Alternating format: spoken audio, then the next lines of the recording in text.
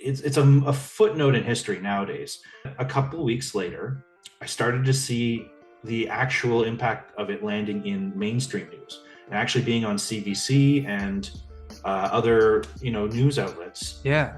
They were reporting it completely differently. They were Wow. instead of saying this poor man got canned for making a joke that was overheard by someone eavesdropping on him, now it was poor feminist gets her livelihood stopped just for speaking out in defense of the poor girls who are trying to break into the tech sector. And I was like, wow, that's not what happened at all. And it it broke my everyone has a certain faith in the system, Yeah. and it broke my faith in that, and suddenly I was questioning all kinds of things.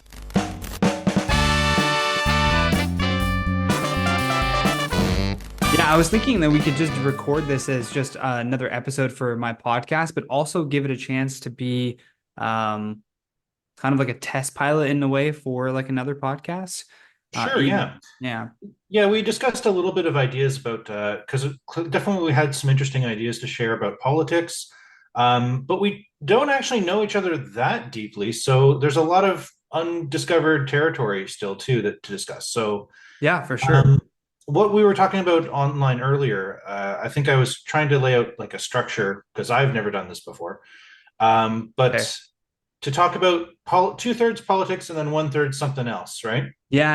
I think that's good, like flow, because that's that's sort of like a never-ending topic of conversation that you can have, right? It's constantly ongoing, and it's one of those things where even myself over the years, your views and opinions on things slowly start to change. Meet people like yourself, where you offer a balanced view with your own perspective, coming at it from a place though where you're not. It feels like you're open to like new ideas. You know what I mean? Where there's some people where you present something to them, maybe factual or just how you feel about something, and they're immediately locked into their safe space. Yeah, there's no more boring conversation than when you are able to identify what someone's political diet is within 5 minutes of speaking to them. Yeah. And then after that, everything else that you converse about, you already know what all their answers are going to be because you've watched the same TV shows or you've watched or you know of the other side's, Yeah. podcasts and stuff like that. And you can just see those are the same talking points coming up out of their mouths. And there's no new information being added. So it's a really boring conversation. Yeah. No, Um, totally. but yeah, no, I agree with you. It's sort of like sports. It's one of those things. It's every season it's a little bit different, but it's also the same. And people can be armchair experts Yeah. from the comfort of their homes, talking about, well, this is what I would have done if I was in charge. But Yeah. it never gets old. But Yeah. That's totally though, like just having I mean I said this to you as well. I was like the modern day, I think I saw a meme say this. So I won't take credit for it, but it was like the modern day we should start a band is we should start a podcast. well, yeah, that's a change that's happening in media, and Yeah. I mean, there's very direct implications for politics and the ruling class or aristocracy of the world, I guess that you might say, in that, like, for how generations, television and radio and even earlier than that, it was a one-way medium, and relatively few number of people had their voices heard in any meaningful way. And now we've had this explosion of content, and it's I don't think it should be ever to the point where everyone has a podcast, and Yeah. but Twitter is kind of like that already.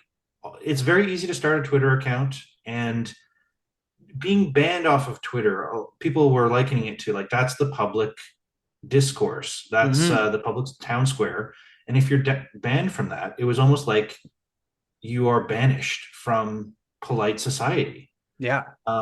So yeah, people were saying maybe we should have a digital bill of rights or something to that effect to reflect that this is how free speech has to propagate itself now. And um, yeah, I can easily see, like, I remember when I was coming up through elementary school, taking classes on this is how an email account works, this is how you make a resume, like these sort of basic skills that were Yep. necessary for getting a job and doing such things.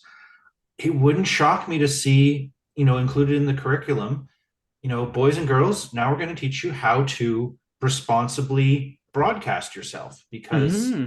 you need to. If you don't, you might as well just be a Mennonite or Amish or something like that, Yeah, right? you have to just accept that like you if you put yourself online, like that is forever. That like, Hmm. whether you delete it or not, somebody could have copied it or held on to it. And like you really have to. I think it's good though. I think it makes you I mean, you're supposed to though, like have more accountability with your words. And not, that wasn't the word I was thinking of though, but it like it creates this sense of like conviction with your Yeah. beliefs because like if you're going to say something online to an audience, you better fucking believe what you're saying, or at least be open to the idea of that thought even being changed or altered, right?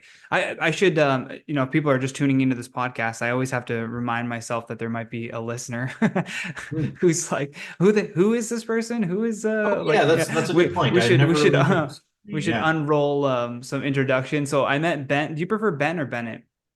Uh, that's a good question. Generally, Bennett is for anything professional or Okay, same with me. official. And if we're just hanging out, it's Ben. So pick your poison, whichever All one you right. feel this is. We'll go with Ben because I go by Johnny with my friends and then Jonathan in the professional like workplace setting. So I feel Right. that. I met Ben at a Halloween party, Oliver George. So you're Oliver's older brother. No, Um, he's my younger brother. Yeah. He's your younger brother. Yeah, you're his older brother, is what I was saying. Yes, yes. Yeah, yeah. And man, we just like it's one of those things where you're always nervous. Well, I am always nervous in like some social settings, even though I do stand up comedy, but you're around new people. You're like, am I gonna like anyone? Are we gonna have a good conversation? And just from the jump, you and I locked in. We were talking about movies and AI and all of these different things. And we didn't even get into politics because I usually stay away from that at parties. we Hmm. we didn't even get into it until we overheard other people talking about it, and it was a moment of being like, well, that's you both we both revealed at the same time that we had sort of aligning political beliefs, if you will, when it came to certain subjects. Yeah, you made That's a why we're joke here. about Joe Rogan, and I think Right. that's kind of what tipped my radar a little bit. And I was thinking, okay, I think I see which way this guy is talking. Yeah, So yeah, yeah. it allowed me to relax a little bit because I have definitely been in other situations where I used to live out on the West Coast for about 5 years, Oh, nice. and I've been at some parties where I knew that I had better keep my mouth shut because if I just start talking, people are gonna look at me funny and not invite me back. So, Yeah, and I had someone on my podcast who I know because of their posting has very like they're in the US, so they have very democratic backing. It's sort of like a blue no matter who type person. And I knew mhm, that going into it, but I didn't care because I wanted to just talk to them for, who they are. And that's the sure, whole point of this podcast. I don't care what your religious belief is, your political belief. I'm following the Joe Rogan model of being open to conversation and having these discussions. And I think it's bettering me as a person too, right? Getting all these things. But we started like diving into politics, and I had to be like, I'm going to stop you right there because here's the problem. If we didn't go into this conversation with the intention of discussing political ideas, so if I agree with you, it's going to be boring for the listener. And if I disagree with you, I don't think we're going to get anywhere. because there was no intention to get there. We sort of fell into it. So I like had to stop it right there and then move on to something else related to what they do. Because get someone talking about themselves is the easiest way to shift off of, maybe a touchy political subject. yeah, absolutely. So you're my guide through this world of Yeah. podcasting here. Should we discuss like who I am, my credentials, or whatever, or do Yeah, we want yeah. to move Let's start directly with that into because topics? this will be the first episode of many others, let's say. So if we're introducing an audience to you, maybe tell us a little bit about what you do, what your background is, and then yeah, we can discuss whatever we want to talk about. I think we were talking about Trump's first 100 days. The reason why I want to do maybe more conversations like this is I listen to a lot of Part of the Problem with Dave Smith and Robbie Bernstein, and it's just like this. It's just two guys back and forth, and they tackle different political subjects, and it's they have differing opinions, although they are like parallel on a lot of things, which I Mhm. felt that we had that same sort of dynamic. But they went from a weekly show to then now a daily show because it was like getting, so many viewership and people liked listening to that conversation. So if people are going back to this first episode to get to know who you are, I think that's the best way that we should treat this episode. Yeah, and yeah, I agree. I'm sure on a long enough timeline, eventually we'll find things to disagree about. But so Hmm. far, so good. Yeah, I hope so, right?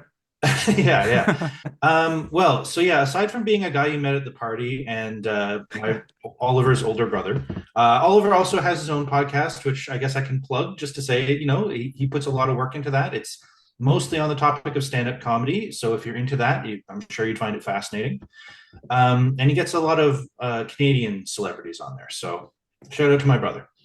I myself, I went to school. I got a bachelor's in forensic science originally, and found that that didn't open up as many career doors as I had imagined it would, Hmm. as I'm sure a lot of people coming fresh out of university find. So I went back to school and got a diploma in funeral studies. So Interesting. I've been in the funeral industry for the last 10 years or so, and I've learned a lot. It's a tough job sometimes, but it's I've survived this long, and for the immediate future, that's what I'm going to continue doing. But who knows? I mean, I wouldn't mind getting a lateral move into something else too that's funeral adjacent. Um, like my brother Oliver, I've grew up in a household full of comic books and superheroes and science fiction, and I moved more into interest in monster movies and horror and subjects like that, more so than the rest of my family. And like I'm sure a lot of people, when I was a teenager, I first started kind of picking up politics through The Daily Show. I thought Hmm. Jon Stewart was one of the funniest guys on television. And for a while, like this was in the era of let's all shit on George Bush, Yeah. uh, Jr., George W. Bush. And, it, as for as much as I knew about politics, like, oh, yeah, okay, the war machine, I'm not a fan of that. Okay, let's poke fun at this guy then. At the same time, though, I was also influenced by a show called Dennis Miller Live, which was the great Dennis Miller from SNL fame. And he's one of the few, it felt, right wing voices in comedy. And this, you know, 90% of the media, the entertainment machine, was all aligned left wing. And yet Dennis Miller was there, and you couldn't really knock that he was a really funny guy. And Hmm. he would, I guess you could maybe count Norm Macdonald in there as well. I guess. I mean, I'm not one to paint them as strictly left or right wing either, but he was a right wing voice, I think. But anyway, yeah, at some point, I think I'd say 2012 was when I really started to wake up. Um, I had put Jon Stewart down for a while because I started to pick up on a certain mean spiritedness in a lot of that comedy. Because they would make these profiles of sometimes Christian people uh, or just right wingers or whatever, and it wasn't enough to just say like we disagree and we think what you're doing is a little bit silly and we're going to poke fun of it. They would like really set out with deceptive tactics to just Hmm. ruin these people. And um, I saw it firsthand with something called it's a footnote in history nowadays, but there was a little event called Donglegate, Okay.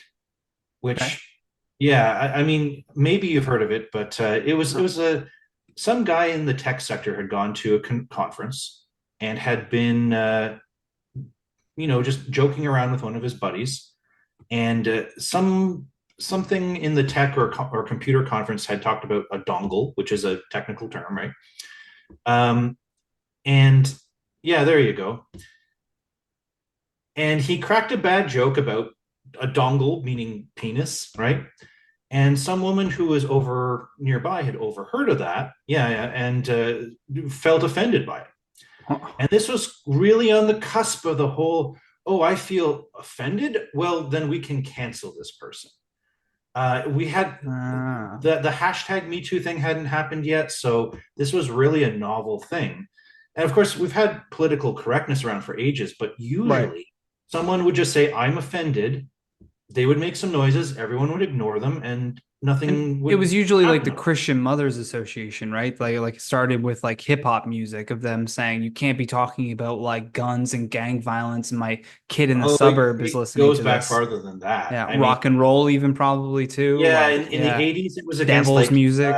Kiss and Knights in Satan's Service. That's what Right. Kiss Yeah, stands for. yeah, yeah. But that's just the music industry too. Like Right. my in my sector, it was uh, like Dungeons and Dragons was. Really? Oh yeah, they've even made movies about it and such about how frothing at the mouth the in this case Christian types were Hmm. because the Dungeons and Dragons books contained images of devils because that's what the heroes would fight sometimes. And it didn't matter that, the point of the game is you are the heroes vanquishing the devils. The fact that it's there at all was enough to set people's alarm bells off, right? So, yeah, there's what is it called? I think there's a Tom Hanks, one of Tom Hanks's earliest movies. He plays a kid who gets sucked into the demonic world of Dungeons and Dragons No and way. has like a meltdown and commits suicide. I think I don't know. It's been a long time since I saw that movie, but it was supposed to be like a cautionary tale, like one of these things about don't do drugs or don't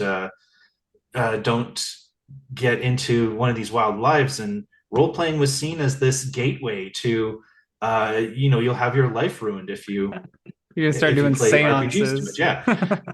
Um, but yeah. So it goes back, and you know what? That's in the Right. 70s and 80s. I'm sure it goes back from that. I think it's just a certain percentage of the human population has this sort of mentality. What we call like the moral busybodies of society.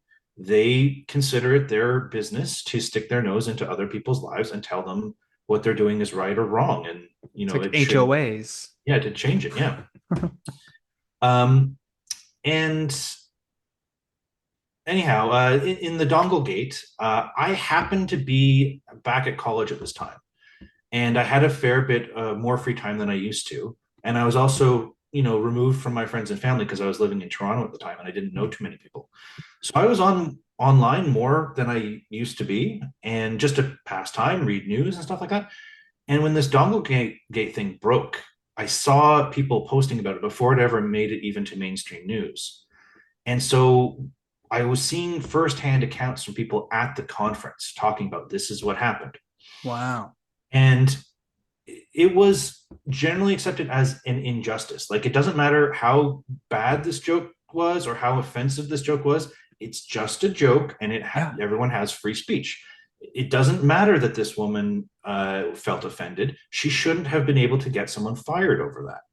And this guy was like a father, a husband and father of two kids, I think, if memory serves. And now suddenly he's not able to provide for his kids because of a joke of all things. So um, the internet armies of 4chan kind of assembled, and what that's a grand way of saying they called her boss. Like they looked it up and said, "Oh, did you know what just happened?" And so she got fired as well. I Oh, understand, and he was able to bounce back quicker because he actually had useful skills. He was a computer expert, right, of some stripe.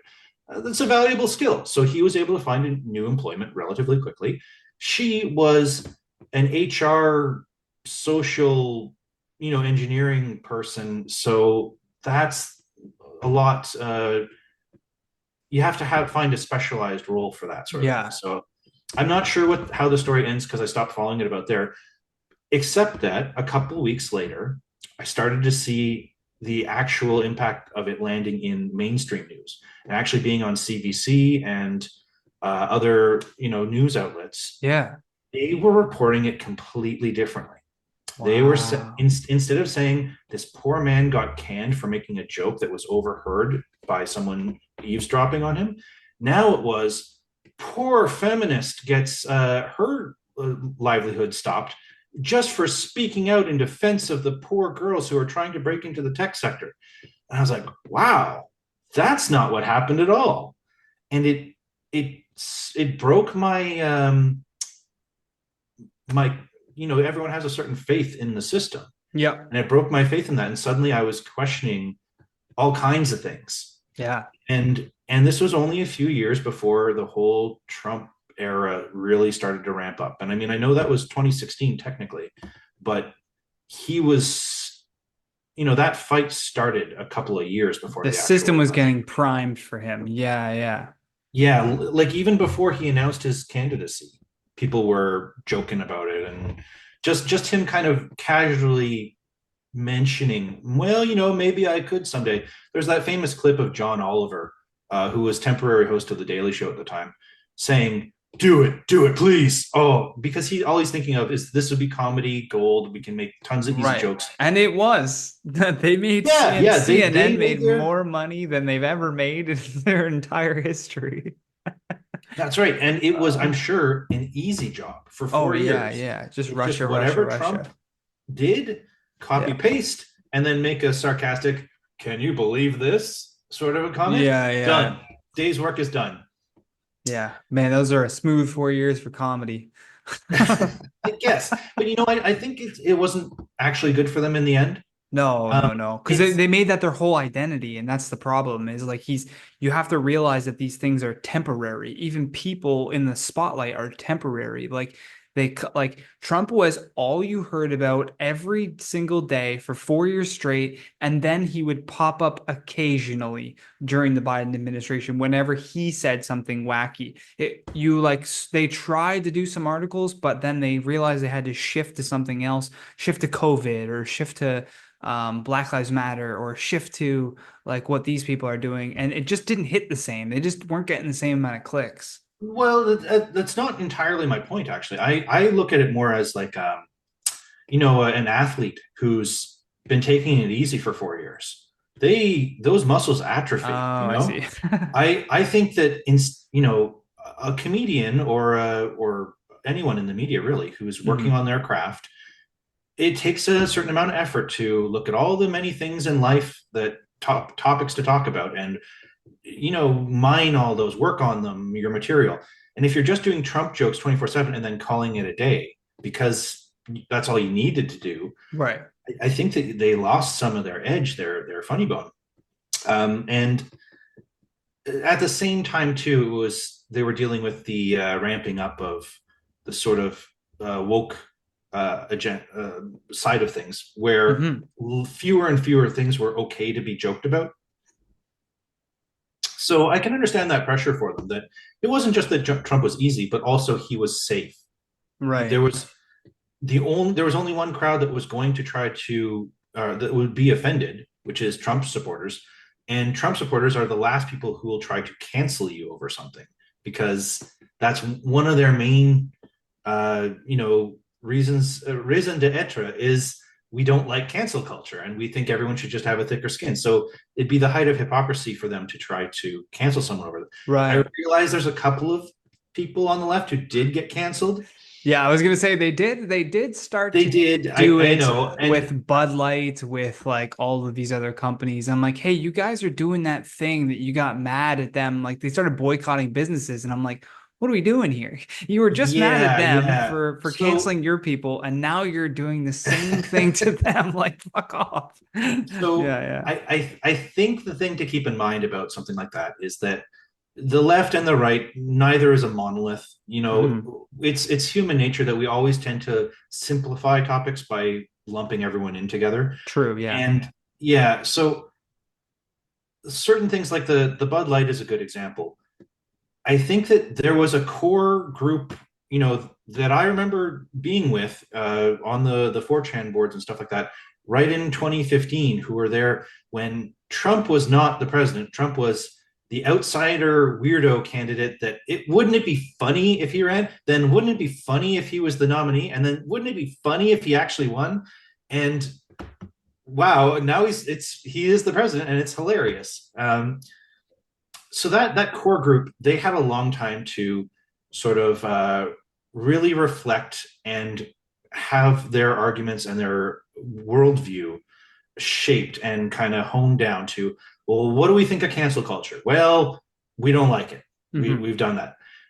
Fast forward to the whole Dylan Mulvaney Bud Light thing.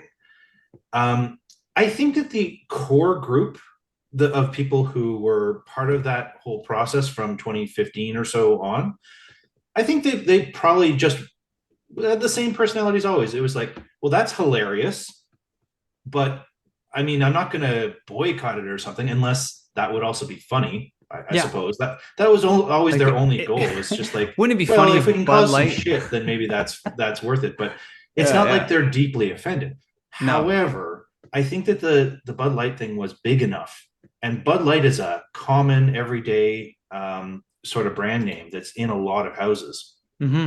and I think that the impact it had didn't just hit that core group of internet shit disturbers. I think it hit, white bread America writ large, many of whom had never even looked at the trans agenda thing or had no idea who TikTok influencers were and things like that. But all of a sudden, their blue collar, drink that they enjoyed at the end of a working day, this is their spokesman. It was completely out of left field, and so they Yeah, had a yeah. very visceral reaction to it. If people in the whole like the core get Trump elected core were feeling offended, then yeah, that's hypocritical, and there are Yeah. hypocrites on both sides. That's fine, but I think for a lot of people, this was just their first interaction with this culture war, and it was just their gut reaction is, I don't like it, so I'm not going to buy it anymore. Right. Which is like that's the free market. Like I love that, you know. I just don't love hypocrisy. I Right. love the idea of not like that's my whole thing with even comedy shows, like or things that offend you. It's like walk away. Just walk away. Just choose not to indulge the thing that is making you feel angry. Like Mm. leaving a shitty comment on a video because you don't like it. Well, guess what? You're gonna get more of what you don't like because you keep engaging with it. And it's like that's just what happens. The algorithm is just going to keep feeding you. I made a joke about the Bud Light thing right when it happened, and I was like, I don't see what the big deal is because anytime I saw someone drinking a Bud Light, I was like, that dude's gay. I was like, I was like, pushing the gay agenda. I was like, they've been doing that. I was like, nobody Yeah, drink, no I'm real not man really a drinks beer light drinker beer, myself, so I can't comment on its cognac robustness or of nothing. flavor or anything. But yeah, I don't Yeah, see the yeah, yeah. point It's in it's light just beer. funny. It's silly. I'm trying to think of what the Gillette was another one that had a big pushback. Yeah, now that one I feel is a little bit maybe a better argument to make because the Bud Light thing, it was just dumb. It was It just like like you stupid, you random. miss Yeah. yeah you picked a trans or cross-dressing or whatever spokesperson, which was a bad call. It's just Mm. not the demographic that you've has been loyal to your product for a long time. And I don't think that there was a big cross-dressing demographic that were suddenly going to become hardcore Bud Light drinkers Yeah, yeah, because yeah. of that sponsorship. So it was just a bad move. The Gillette thing, on the other hand, if you recall that commercial, it was, okay, we are a razor company and we're here to sell you razors. But let's put that aside for a second because we'd rather use this ad space time to lecture men about how naughty you are. Yeah, yeah, And we yeah. think that you should really, all those things that make you men, like the stereotypical masculine attitudes Yeah. and things that you really can't even help. You're just born male. That's part of who you are. Well, we don't approve of that, and we think you need to change. Um, buy our razors, by the way. Yeah, yeah, yeah. That's how it ended. It was so That ridiculous. was mean spirited in a way that The the John Bud Light Stewart thing thing, wasn't. but I think also the Bud like Light that, thing you was know? just dumb. The Gillette thing Hmm. was more evil. Yeah, yeah. And I'm trying to think of like as far back as this goes with some of that stuff, but like I really think I think I don't, people say that there's like um a grand deep state that like is, passing the message to like for Dongle. I'm trying to think of like what is the environment for a Donglegate to happen, right? Like, how do you prime that sort of environment? Well, it usually starts from the top down. It starts from a political figure saying something. And if you look at the timeline of like 2012 when this happened, you had Obama trying to run for his second term. And on the first term, he ran as on unity. He ran on like, there's no right, there's no left, there's just the American citizen. And like, we have to come together and we have to like, and he ran on unity. And everyone's like, "Oh, this is great," But electing the first black president, this is like racism's done. Like we solved racism. Good job, everybody. Like the It's first ever certainly a black feather in the president, cap and like a right? milestone for Yeah, yeah. sure. You're like, wow. Like the American people overwhelmingly wanted this guy in, and they believe in his image. And then 2012 comes around, and it's like you can't run again on the same thing. And if you haven't really been unified over those 4 years, you can't say like he said he was going to close Guantanamo Bay. Didn't do that, took it off his website. So it's Mm. like, what do you run then on in 2012? And this is right after the, Wall Street, like we are the 99%, like Occupy Wall Street. Yeah. Occupy Wall Street. And it's like on the heels of that as well. So he ran on division. There's these people out there that don't like you and they hate you and they hate what you stand for and they're bigots and they're racists and they're this and they're that. And he ran on division. And that's when you sort of see the uptick in like Google search terms for, racism, for trans, for LGBT, for all of these different like groups sort of sectioning themselves off. And it creates this environment where you feel like you have this safe space. Somebody makes a joke towards you that you don't like. You can retreat to your little group and say, Mm. hey, that guy said something bad about me, attack him. This tribal sort of mentality starts to form in society, I think. I will respectfully disagree with you on Sure. that. Not that you're wrong about much there, just that the overall interpretation that this originates at the top and coming down. See it, at least from my memory, having lived through that. I see it a little bit differently. Um, I think that those core ideas of safe spaces and identity politics, as it came to be known later, that's been building mostly within academia for a long time, right? Okay. There is a fantastic interview with Yuri Bezmenov in the 80s, I want to say, that you can still find on the internet in the right places. And he's a defector from the USSR, or what was the USSR, talking about psychological warfare that Russia has been putting into place since the Cold War started. And he was letting, it's a real mask off sort of moment, assuming you take him at face value, that he spells it all out. This is what we're doing. This is what we predict to happen. And lo and behold, within a generation or so, those things all we saw it happen. Wow. What I think Obama's uh, role in this, you're absolutely right that the whole first term was run on hope and change, as they Yep. tagline, right? We all remember the hope poster, which is a brilliantly aesthetic, thing. It looks cool hanging It's up on easy your to wall, replicate. right? Yeah, yeah. Yeah, the red and the It's like blue. having like a Che Guevara shirt or something. Exactly. Yeah, real hip. And he himself was young, black. It's cool. He was the cool president. And what he was running against too was 8 years of the George W. Bush, which was Bush Cheney. uncool, rich white guy. Yeah. And don't we love military and He cowboys? said And things like, many of our exports come from other countries. yeah, yeah, he's Like, what? there was a lot of fodder for that sort of Yeah, stuff. yeah, yeah. So I think a lot of Americans felt embarrassed by George W. Bush, or at least at the end of 8 years Hmm. anyway. 9/11 doesn't feel so clear and present danger anymore. It started to feel somewhat in the past. And uh, Obama's, who he was running against, were still kind of just a watered down, pale, recycled version of that. That's like the old GOP, the grand old party. And so his first election doesn't surprise me at all. The second one, like you said, I agree. I don't think that message was going to work anymore. But thankfully for Obama, the GOP still hadn't really They had come Mitt up with anything Romney, to counter that. Yeah. So they had Mitt Romney, who who was they called Hitler. Sure, yeah, and They that's a go-to they move, love running that playbook. but I don't think that that really It didn't stuck. stick. Yeah, no, no, Yeah, no. because Mitt Romney hadn't really done anything of Right. note Yeah, to yeah. be worthy of that. He was, again, very boring. He was a Mormon, so they tried to attack him on religious stuff, but you won't find many more people more boring than that.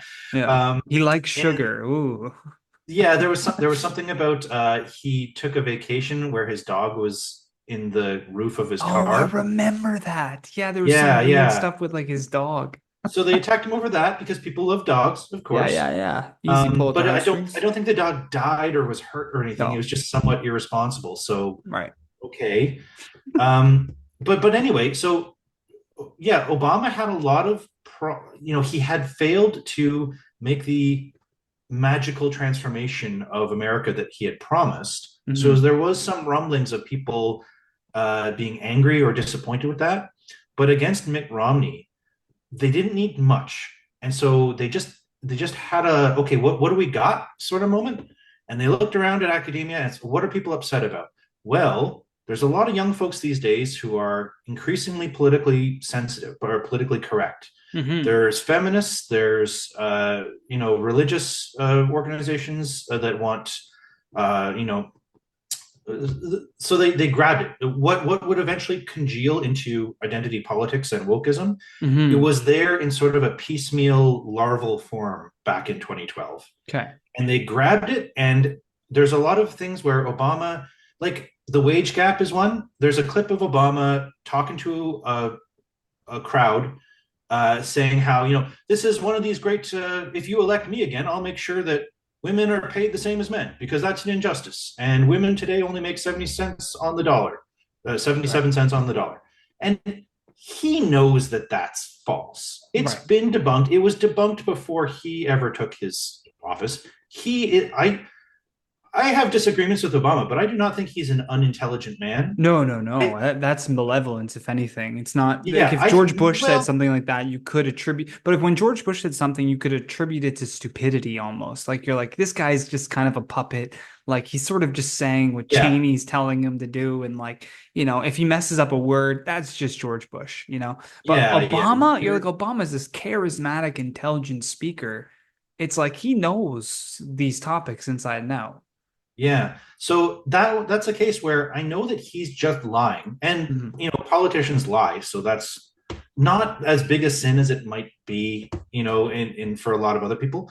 But it's a clear example of where he's targeting one of the constituent groups that make up the liberal base, in this case, women and feminists, especially young Mhm. women. And he's saying, here's a thing, a promise to get your vote. He can't change that because it's not the whole wage cap thing isn't based on some injustice. There's no law that says that women are paid 70 cents on the dollar that he's going to strike down. There's no they already have the Equal Pay Act that says you can't discriminate based on sex or gender about how Mhm. much someone gets paid. It's just how good of the job they do. So the only reasons women are paid less is on average they work less. They take more time off. There's more women staying home to take care of the family. There's I don't Like need to go over every lower reason. risk We both know jobs. Yeah, this, yeah, yeah. but there's no president that's going to change that short Right. of like a Joseph Stalin who forces every woman into a high paying job, whether she likes it or not. Yeah. You know? So I don't care, Cindy. You're the CEO of Coca-Cola. Get yeah. in there. So to your original point, I don't Yeah. think that this is something that Obama and the Dems instituted, from the Right. top down. I Yeah. think it was already bubbling up, and they were just sort of opportunistically saying that's what's going to get us the second term, and they Right. grabbed it, and it did. It worked, but it also sowed the seeds for Hillary's defeat. I think. Mm. Yeah. No, no, I totally, because then she doesn't have that platform to sort of run on because it's the same thing happening again, right? It's like Obama runs on unity. He doesn't really make those promises in the 4 years, so he can't run on that. So he changed his position to what would have been the thing that Hillary Clinton could have ran on fixing the wage gap. There's no stronger case to be made than by a woman who can say, no, I've experienced this personally. There's sexism in workplaces and they're not paying. And she could have easily run on that had Obama done anything else, ran on, literally anything else. I'm going to end the Afghanistan war. I'm going to if he ran on bringing the troops home, he could have probably won on that too. Yeah, he could have, but But that well, wasn't possible. there's reasons why he didn't, and it's because of the Yeah, yeah. whole machine military complex thing that they got going on Yeah, there. yeah, totally. But yeah, you're right. Hillary, one of her mistakes was that she did heavily play the woman card, and the public had already been kind of immunized against it because they had encountered those arguments and they had several years to start formulating a defense against it. Hmm. And yeah, okay, Hillary is technically a woman, uh, but a lot of those arguments of "oh, poor woman" start to fall flat when it comes out of the mouth of a woman who makes $10 million in an hour speaking Yeah. to Wall Street. Yeah, yeah, yeah, It's like yeah. I you love Bernie cannot Sanders. find a Like I more would, privileged person in America than Hillary Clinton. So the whole yeah, well, "I'm yeah, oppressed" just yeah. it doesn't work. It doesn't. It's not convincing coming from her. I love Bernie saying, "I'd love to see those speeches. Yeah, Could we get a transcript?" yeah. I mean, Bernie has more of a right to use a lot of her talking points, but well, we all know what happened to Bernie. I guess that's a topic for another day. Topic for another day for sure. I feel like we have good banter in this too, and I know we're coming up to 8 o'clock, and I like to keep my personal podcast to an hour. I feel like we could do 2 hours easily. I want to keep some things on theme for my podcast. I usually always ask my guests to think of a word, and that will be sort of the title of the episode on Instagram, and it's this fun thing that I have the guests do. It could be a word that like you think describes you best, or maybe just something that a word you love or something that you're interested in. But what would be that word? Oh God, Write it down. what a question. I want to give the Deadpool answer. Gubernatorial. Gubernatorial. um,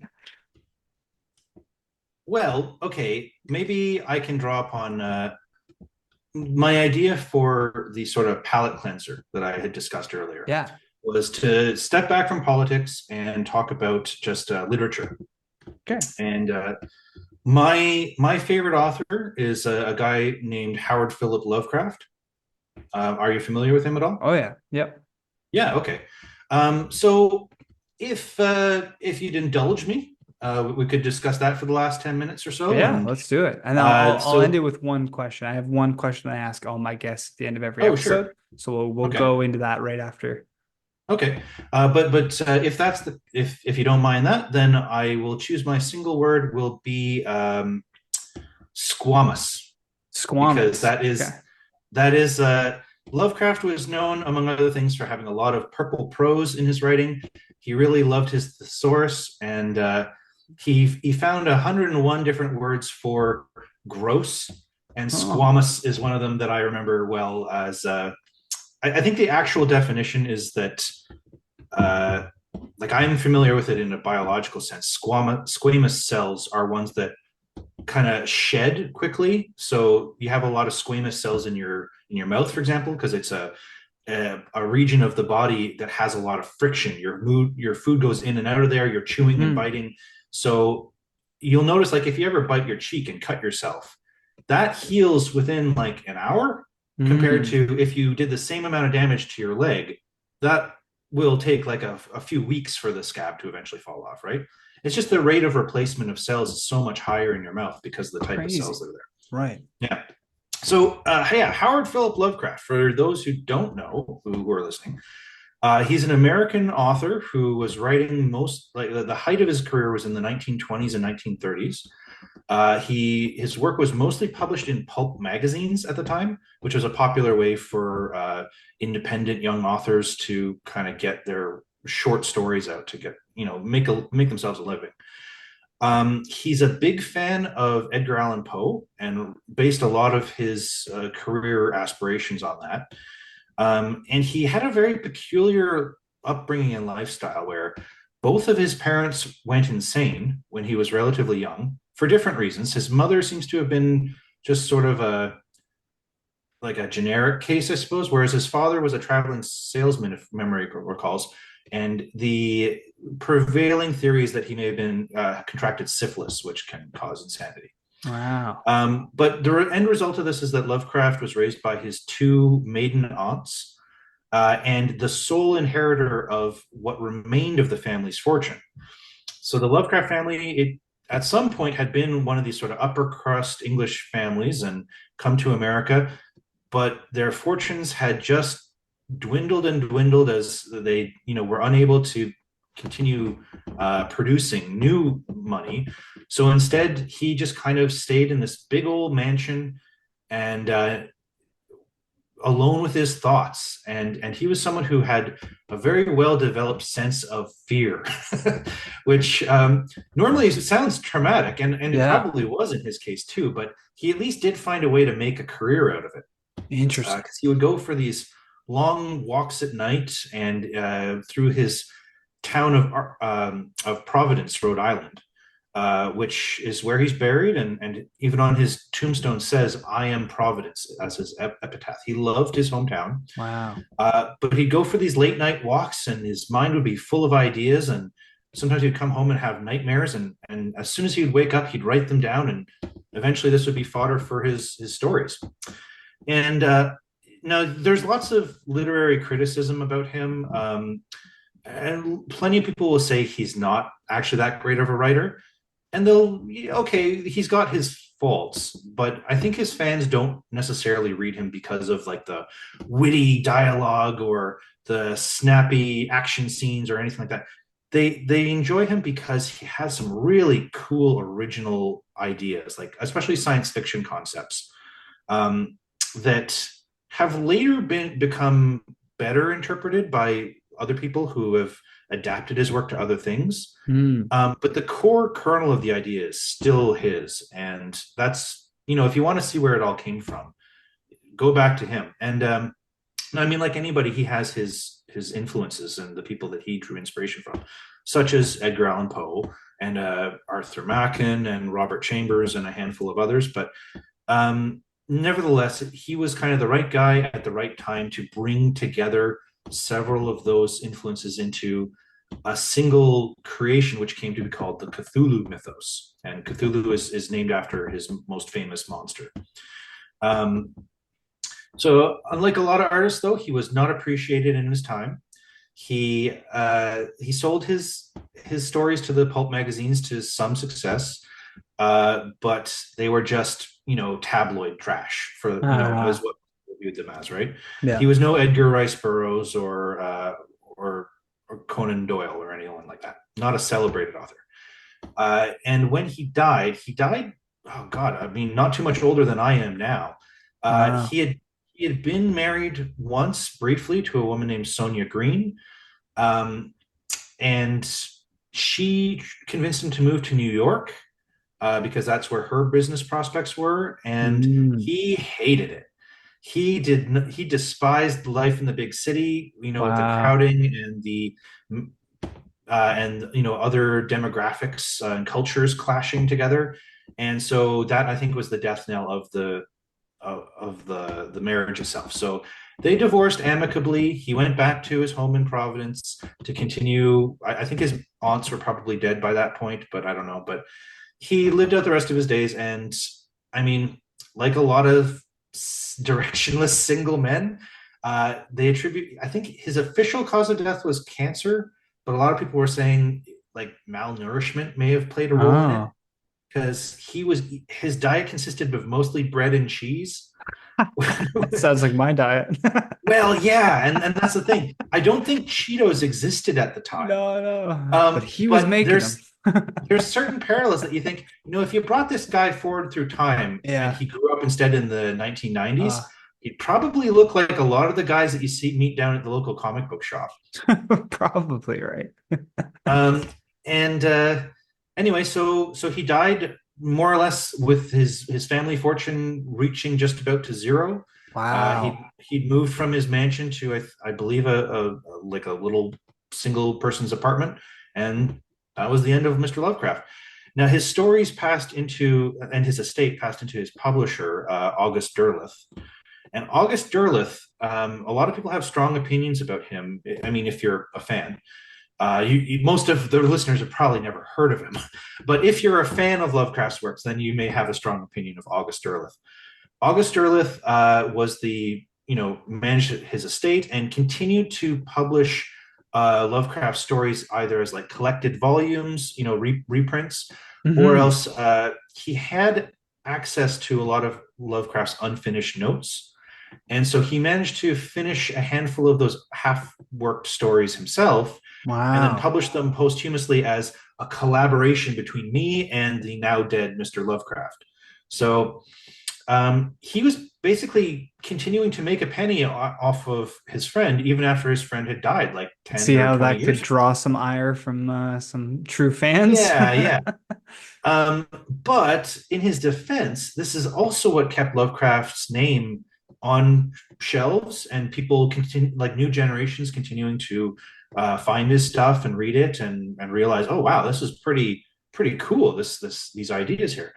And until you get to about the 1980s is when in the 1980s he was still this relatively underground, forgotten science fiction author, right? Hmm. And in the 80s, though, is when you see RPG games like Dungeons and Dragons really starting to come into their own. Like technically, that started in the late 70s, but the 80s is when the motivation or the momentum had built up, and there was a fan base for these sort of things, and it started to spread out from like fantasy stuff. They started to say, okay, well, could we do a Star Trek game? Could we do a horror game? Could we, Oh. like, other people are seeing the success and trying to make it their own. So a man named Sandy Peterson, who is also one of the creators of the original Doom computer game, if you've ever played that, Yeah. he created the original Call of Cthulhu role playing game, and that took off as the preeminent horror role playing game, and it Hmm. still is to this day probably the most famous and successful of them all. Um, but it also introduced so many people to Cthulhu and the works of H.P. Lovecraft as a pop culture icon. And so, again, these sort of things remained part of the nerd crowd for another decade or two. But Right. sometime around 2000 or so, I guess, we started to see a critical mass. Like Tobey Maguire had made the Spider-Man movies around that time, and comic books are no longer the shunned thing that they once were. And same Hmm. with computer games and even eventually role-playing games. So Cthulhu was a bit of an in joke for a while, but then you started seeing Cthulhu plushies and Cthulhu anime dolls, No. Yeah. and now today you can go to any comic book store in the country and just ask them like, "Hey, I'm here to buy something Cthulhu related," and they'll say, "Hang on, let me look what I got on my shelf."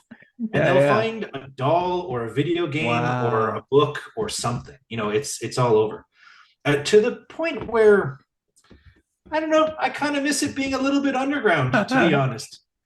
It's like people that liked Radiohead before they went mainstream. Right, exactly. Yeah, it's Oh no. But that's the there's a best certain part. Like mystique.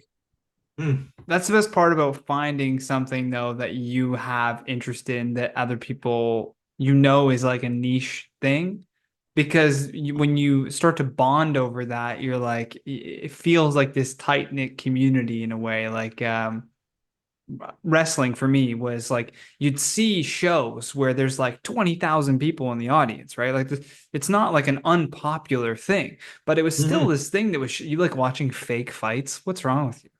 You know what I mean? Like watch a boxing match and it's cool. You watch movies, like it's the same thing. Yeah, It's a that's live fake. action adventure movie. Like that's literally all that's happening. But then now it's become like more mainstream and now I'm sort of like, ECW was cool when you would have to get this like VHS tape of these guys smacking each other over the head with chairs and these crazy chaotic environments, right? Of like good Yeah, yeah, versus evil. And then when it becomes mainstream, it goes like PG and it's for more like younger audiences, and they start to nerf this idea that was once this raw, cool thing to be a yeah. part of. Everything gets watered down for sure. I Yeah, mean, I yeah. think if you're into like martial arts and that sort of sport, you can probably remember before UFC was a thing and the Hmm. octagon and all that. There were early days of mixed martial arts where it was not broadcast. It was you had to find a tape, and Yeah. there was rumors flying in the days before the internet, like, oh, I heard in number three somebody actually dies in the ring or something Kimbo like that. Slice. That's how Kimbo Slice got like discovered. He was just this like huge Jack Black dude that would just fight people in backyards. That Yeah, was the yeah. whole that was the whole thing. And he grew a fan base through this like underground network of people passing tapes to each other. Hmm. Yeah. And there's something a little bit special about that mystique of you had to put in some effort to find this, and very few people know about it. Hmm. So it feels rare and special, like finding a nugget of gold or something. Yeah. Whereas once it becomes mass produced and nerfed, as you said, it takes the magic away. Like Yeah, it's still totally. the same product in a way, but if everybody else can enjoy it, then it's not yours anymore. Yeah.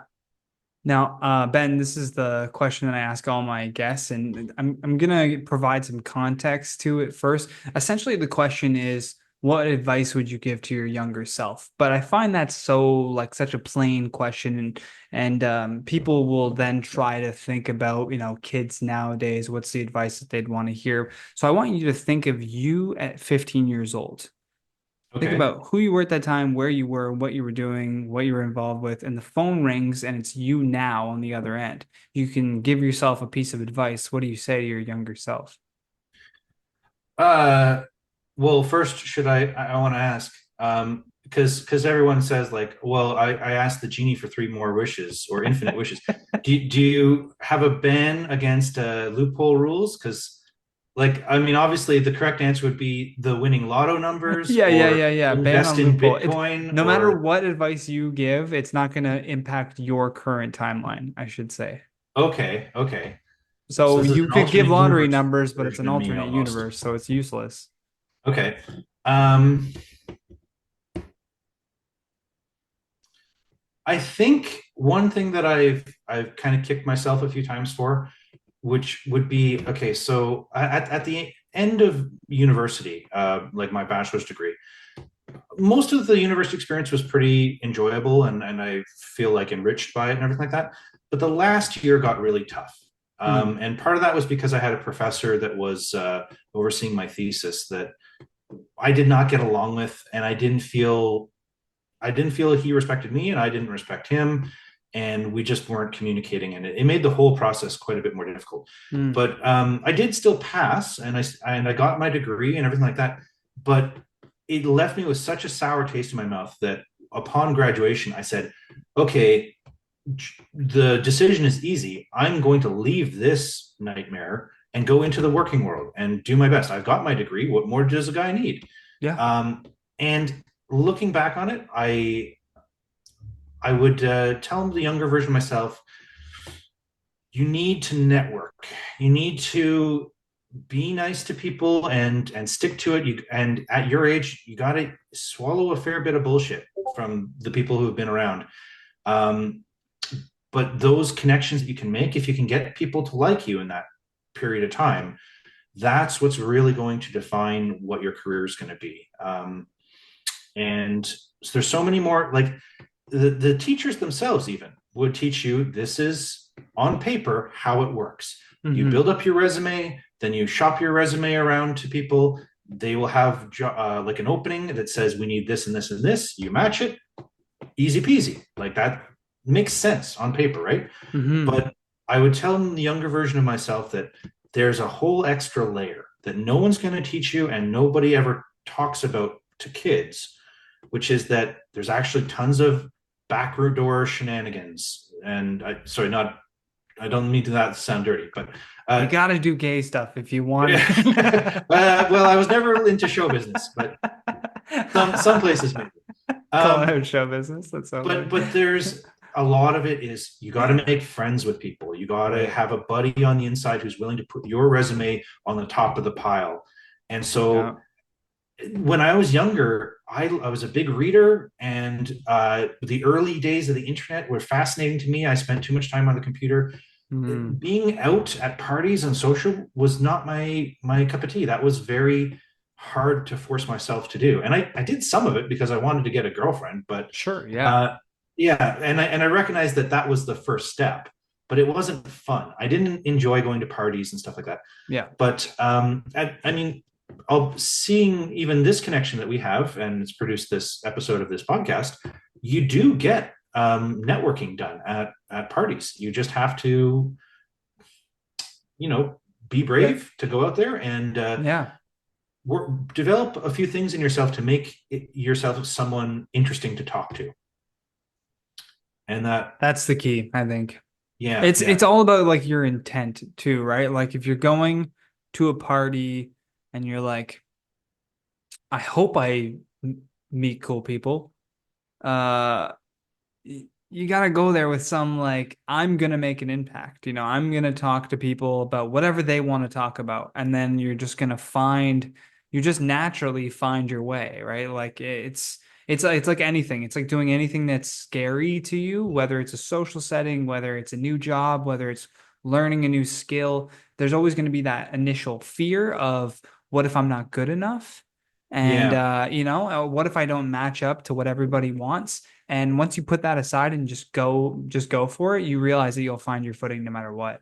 Yeah, and I think throughout my teenage years, I had figured out that the social scene worked that way. Hmm. Like that's how dating works, that's how making friends works. I'd Yep. figured that out. But I had for some reason, thought that the academic world was different.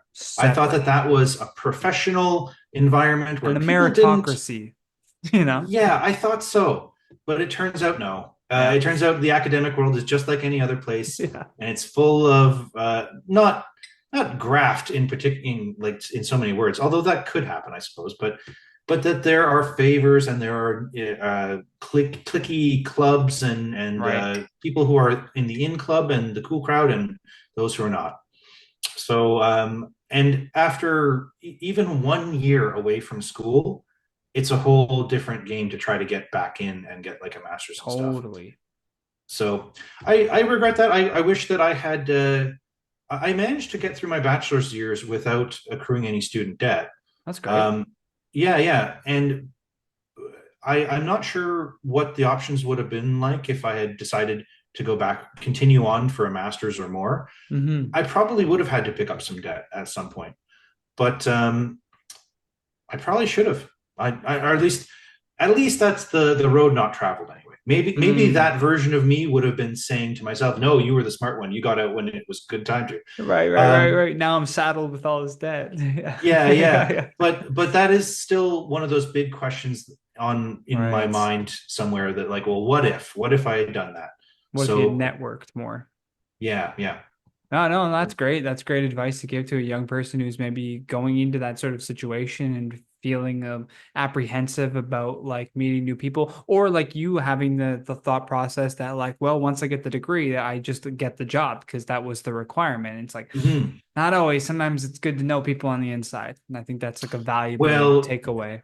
yeah, and maybe even better advice would be don't study something just because you think it's kind of interesting. Mm, Study, take a look at what you think you'll be doing afterwards. right. Yeah, yeah. What And do you want to is do with there, that? yeah, is there a job market for it? Because a lot of Totally. people take ridiculous degrees in, well, I mean, the joke is lesbian dance studies or something like that. Yeah, yeah, But yeah. they'll find like a communications, Yeah, and you yeah, yeah. specialized in the haka dances of the Maori people or something like that. Yeah, yeah, And it's yeah. There yeah, but was what are you like going to do with that?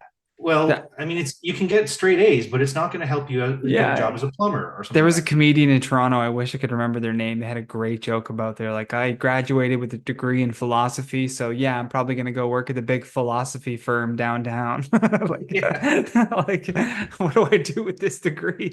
Like, like you gotta know what the intent. Like, I had a buddy who d refused to go to college right after high school because he said, I'm not gonna go spend the money on an education until I know for a fact that it's going to get me a job that is like always going to be there.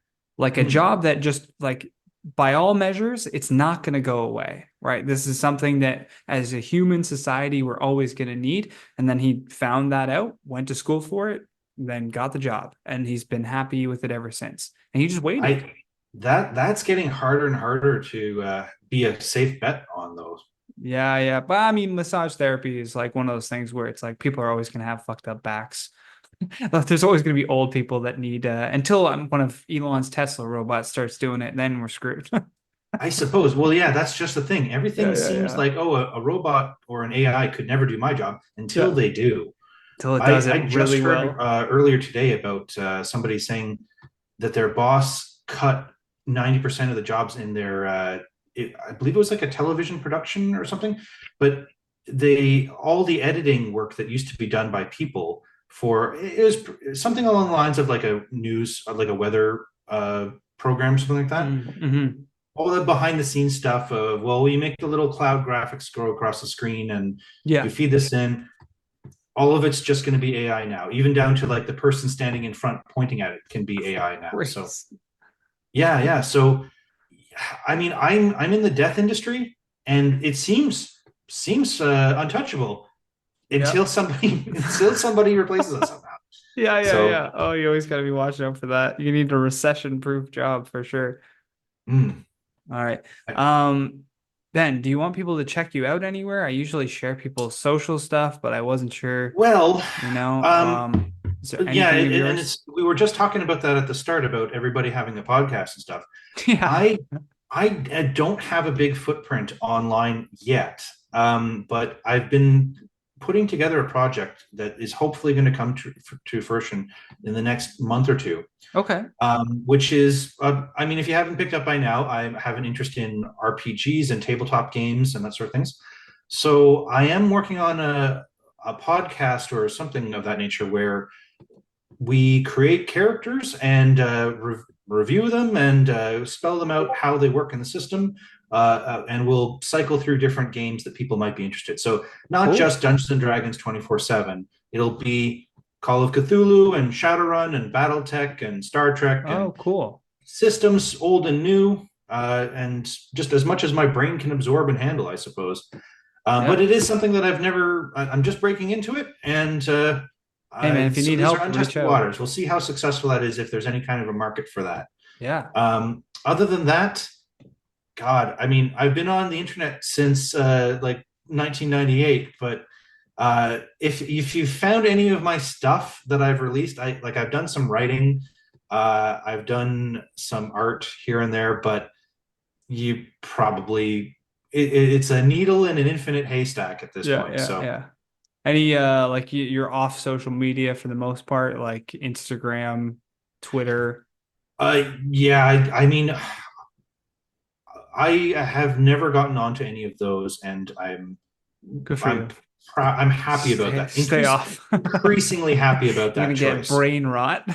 Yeah, yeah. It seems like it's going to be one of those things like smoking that Yeah, oh yeah. someday people are Yeah. going to look back on and be like, What "What did were we you do? people doing to yourselves?" Yeah. Yeah. Can you Yeah, yeah. believe what? And I Just think doom it's actually even going scrolling. to be visible Oh yeah. when our current generation starts to die. Yeah. Like when we get old enough that we're dying en masse, like the boomers are now, Right. um, and more people start getting autopsies.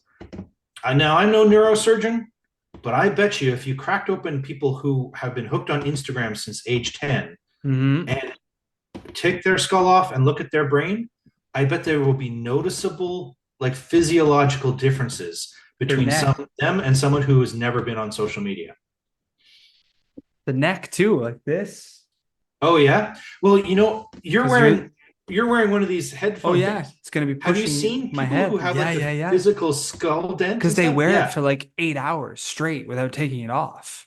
Yeah, that's That's frightening. psychotic. I wear it for an hour, my ears start hurting. I'm like, oh, I can't. And I'm lucky that I was born in the early, like 1991. So I was born with enough time to not be aware really of like internet or anything like that, still be outside playing with friends, like very physical imagination, using my imagination for things like being in the physical world and being around a generation that appreciated older music and that sort of lifestyle.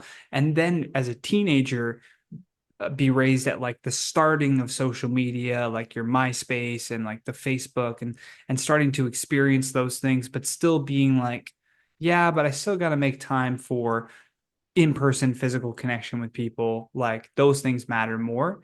And it's the millennial, I think the early millennial is going to be that balance, that sort of baton passer to the Gen Z of passing down, hey, don't forget, like these are very important parts of being a human.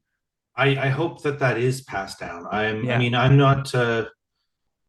People can only be responsible for their own children, but that's something I was discussing with my significant other right now. That like, well, how do you feel about homeschooling or something like that? Because we Yeah. don't feel particularly confident in the public education system right now, and we want to make sure some of those lessons are passed down correctly, and Yeah.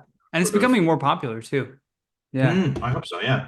Yeah. As for me, like, if anybody listening wanted to reach me, I suppose I could leave my email address with you to Don't leave do in the that. description. You're gonna get a bunch of random shit in your email box. Right. Okay. Well, I don't want to expose I your guess email. contact Johnny Yeah, and yeah, he yeah. forward things to me, I You suppose. talk to me and I'll forward it through the Yeah. Yeah. You can Discord filter them chat. out. The only place I really hang out online is Discord these days. And Yeah, yeah. Discord was intended as a gaming thing, but for myself, in 2020, when the lockdowns were on, Yeah. uh, it was for Halloween again, actually. I met up with a bunch of people online who were all like really disappointed that there was no Halloween parties, no trick or treating because of COVID. Yeah. So we started an online movie club, and it's persisted ever since. We have Oh, no streaming way. events every weekend, and we watch a lot of good, bad, and foreign movies. So Cool. uh, that's my main social activity online, and it's a lot of fun. That's another topic that I'd like to go over with you at some point in the future. Would be what is your experience with bad movies? Yeah, Because I yeah, think yeah, that would yeah. be a fun one. I think the next part of this podcast we'll do 50% politics, 50% just movies and culture. Right, right, right. Yeah, and we I never think we really just did get strike. to discuss the first 100 days of Trump. Yeah, So yeah. I mean, that's good, man. Like because we'll give it actual time, for a lot of he picked his whole cabinet and I like that we didn't just talk about that because that's what everybody's talking about right now. Like I said, this is a perfect like intro episode into who you are and then that way when you come back for another episode and we do many more episodes from there about politics and movies and culture, people can go back to the start and watch, this introduction episode. sure, yeah. I just feel like it was a little bit of false advertising because I said it up front that that's what we were going to Well, cover today, and we never hey, I did. just So let the conversation stay flow where it tuned for the may. next episode, I guess. Yeah. Yeah, leave them wanting more. I'll close it out here. Thank you, everybody, for watching and listening to this episode. Make sure you drop a like on the video, leave us a 5-star review on iTunes. I always appreciate that. I've been your host, Johnny Rogers, and until next time, stay classy. You've been listening to The Johnny Rogers Show. New episodes air every Friday at 8 p.m. Eastern Standard Time.